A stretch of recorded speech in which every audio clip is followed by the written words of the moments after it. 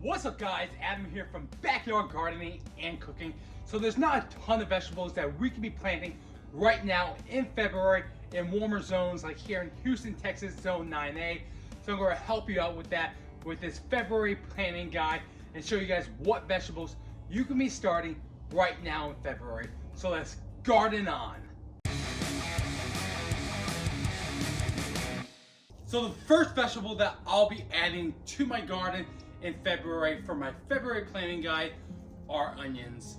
February is a great time to be starting onions in Houston and other similar zones like zone 9A. So you want to start your onions from bulbs like these and not from seeds. If you start from seeds, they won't grow in time. But if you have had trouble with onions in the past, maybe they didn't grow right, you might want to get a soil test and see what your pH level of your soil is. Onions prefer a soil pH of 6.2 to 6.8, so I recommend contacting your local extension office and they can help you with a soil test. The next vegetable on my February planting guide for zone 9A or warm zones are leeks. Today I'll be trying something new. I'm going to be growing my leeks in the screenstock vertical garden tower. So I'm going to add one bulb per section. There's 30 sections in each tower. So we'll see how these grow in this container. So follow along and subscribe if you guys want to see how my leeks did over the season. So we want to give each bulb enough room. So we're just adding one per section. Right in the middle, just like that. The next vegetable on my February planting guide are potatoes. I'm growing red Lesotho potatoes. This variety has done well for me before in Houston, Texas, and it was actually recommended by the Texas A&M University. If you go to your local extension office, it's very likely that they're able to recommend local varieties that will do well in your area. So when you're planting your potatoes, you want to make sure that the eyes are facing upwards and that you dig deep trenches. So some people like to cut their potatoes up.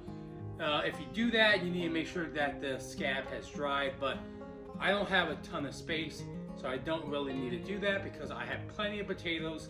So I'll just be putting them in the ground just like this hole. So that's perfectly fine. The next vegetable on my February planting guide are sunchokes, or they're also called Jerusalem artichokes. Now sometimes these are hard to find, so if you see them in your local grocery store, pick them up if you want to try growing them. But know that they can be kind of invasive and they'll take over your whole bed and you'll be growing nothing but sunchokes for years to come. So if you do want to grow them, either have them in a dedicated bed by themselves or get a container.